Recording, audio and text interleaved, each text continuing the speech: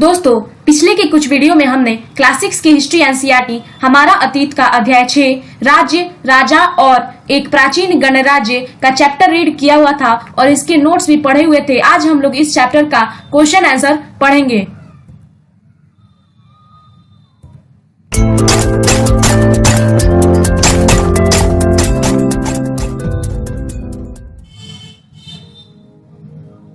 इस चैप्टर का सबसे पहला क्वेश्चन की सही या गलत बताओ। अश्वमेध के घोड़े को अपने राज्य से गुजरने की छूट देने वाले राजाओं को यज्ञ में आमंत्रित किया जाता था। यानी कि हमने जाना था पिछले के वीडियो में, जब हमने इस चैप्टर को रीड किया हुआ था और इसका नोट्स भी पढ़ा हुआ था, कि एक उस टाइम 3000 साल पहले चुनाव का तरीका एक अलग ही तरीका था और उस टाइम यज्ञ के माध्यम से राजा महाराजा का चुनाव होता था। तो उसी प्रकार का एक यज्ञ था अश्वमेध यज्ञ, जिसमें कि एक घोड़ा होता था और कुछ राजा ऐसे होते थे कि इस घोड़े को अपने राज्य से गुजरने देते थे, तो कुछ राजा इसको रोक लेते थे और अश्वमेध यज्ञ करवाने वाले राजा से युद्ध करते थे और दोनों में जो जीतता था वो राजा बनता था। तो यहाँ पे हमसे क्वेश्चन है कि जो अश्वमेध के घोड़े होते थे उसको अपने राज्य से गुजरने की छूट देने वाले, यानी रोकने वाले नहीं, छूट देने वाले राजाओं को यज्ञ में आमंत्रित किया जाता था कि नहीं किया जाता था। तो इसका आंसर है सही। दूसरा है, राजा के ऊपर सारथी पवित्र जल का छिड़काव करता था।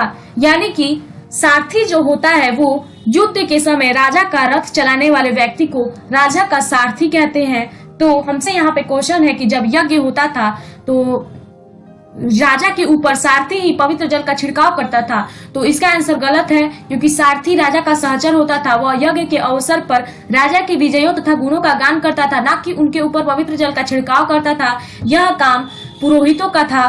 पुरोहित ही राजा पर पवित्र जल का छिड़काव किया करते थे। नेक्स्ट है, पुरातत्वविदों को जनपदों की बस्तियों में महल मिले हैं। तो जो पुरातत्वविद है, यानी कि जो इतिहास का अध्ययन करने वाले लोग होते हैं, उनको पुरातत्वविद कहते हैं। और जनपद यानी कि लोगों के रहने की बस्ती। तो जो जनपदों की बस्ती में पुरातत्वविदों को महल मिले हैं या नहीं, तो इसका आंसर गलत है। पुरातत्वविदों को जनपदों की बस्तियों में खाली झोपड़ियां ही मिली है, महल नहीं मिले हैं। नेक्स्ट है, चित्रित धूसर पात्रों में अनाज रखा जाता था। यानी कि उस टाइम चित्रित धूसर पात्र जो होते थे उसमें अनाज रखा जाता था कि नहीं रखा जाता था। तो उस टाइम चित्रित धूसर पात्रों में अनाज नहीं रखा जाता था, इसलिए यह स्टेटमेंट भी गलत है। नेक्स्ट है, महाजनपद में बहुत से नगर किला बंद थे। यानी कि महाजनपद जो थे, यहाँ पे एक मानचित्र है जिसमें कुछ महाजनपदों को दिखाया गया है। इन महाजनपदों से कुछ महाजनपद बहुत ही किला बंद थे। किला बंद यानी होता है कि चारों ओर लकड़ी, ईंट या पत्थर की दीवारें बनवा देना। कुछ राजा महाजनपद के जो सम्राट होते थे वे दूसरे राजा के आक्रमण से बचने के लिए अपने चारों ओर अपनी राजधानी पे किला बंदी करवाते थे, इसलिए यह स्टेटमेंट सही है।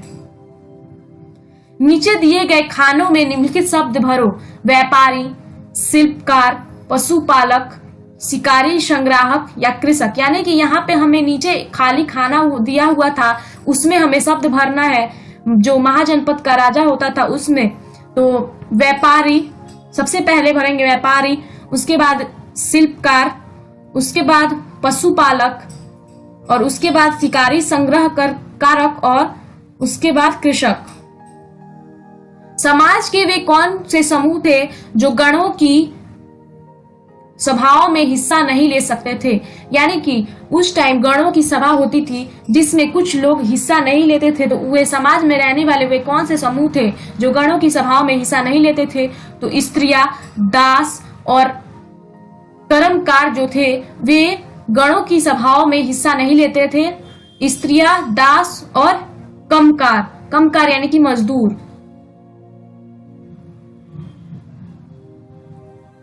महाजनपद के राजाओं ने किले क्यों बनवाए? यानी कि महाजनपद के जो राजा थे उन्होंने किले क्यों बनवाए? हमने सही गलत में जाना था कि महाजनपद के चारों ओर किला बंद किया गया था या नहीं, तो उसका स्टेटमेंट सही था, क्योंकि महाजनपद के राजा दूसरे राजाओं से आक्रमण से बचने के लिए किला बंदी करवाते थे। हमने पहले भी बताया आपको। तो यहाँ पे हमसे क्वेश्चन है कि महाजनपद के जो राजा थे वे किला क्यों बनवाए हुए थे? तो महाजनपद के राजाओं द्वारा किलों के निर्माण करने के मुख्य कारण थे, यानी कि कुछ मुख्य कारण थे। महाजनपद के राजा द्वारा किलों का निर्माण करने के कुछ प्रमुख कारण थे।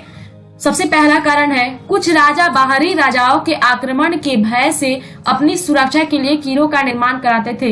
यानी कि कुछ राजा तो ऐसे होते थे जो बाहरी राजाओं के आक्रमण के भय से, कि डर से अपनी सुरक्षा के लिए किलाबंदी करवाते थे। लकड़ी, ईंट या पत्थर की दीवार अपने चारों ओर बनवाते थे।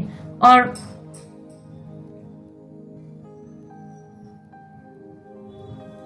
कुछ राजा अपनी शक्ति या समृद्धि का प्रदर्शन करने के लिए किला का निर्माण करवाते थे। यानी कि कुछ राजा ऐसे होते थे जो अपने समृद्धि या शक्ति का प्रदर्शन करने के लिए किलों का निर्माण कराते थे। आज के शासकों के चुनाव की प्रक्रिया जनपद के चुनाव से किस प्रकार भिन्न है?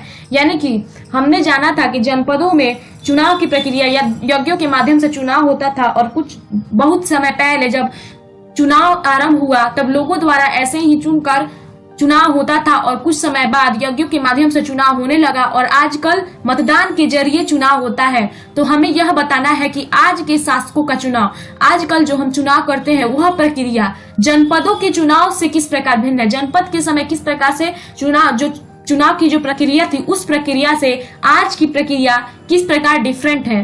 तो आज शासकों का चुनाव आम जनता द्वारा मतदान के माध्यम से किया जाता है, परंतु जनपदों में कुछ लोग बड़े बड़े यज्ञों को आयोजित कर राजा बन जाते थे। यानी कि आज के शासकों का आम जनता का चुनाव मतदान के माध्यम से होता है, जबकि जनपद के कुछ राजा बड़े बड़े यज्ञों को आयोजित कर राजा बनते थे।